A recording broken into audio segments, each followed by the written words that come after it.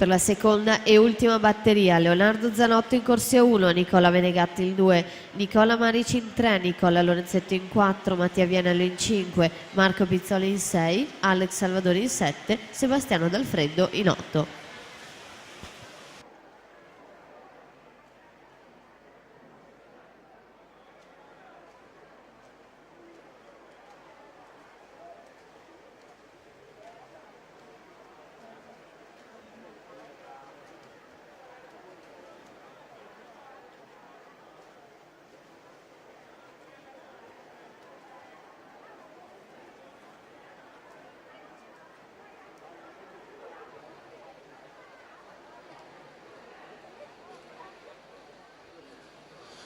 Filippo Biasin 59,22, Federico Pignaton 59,60, entrambi in pieno controllo della situazione per andare in prima e seconda.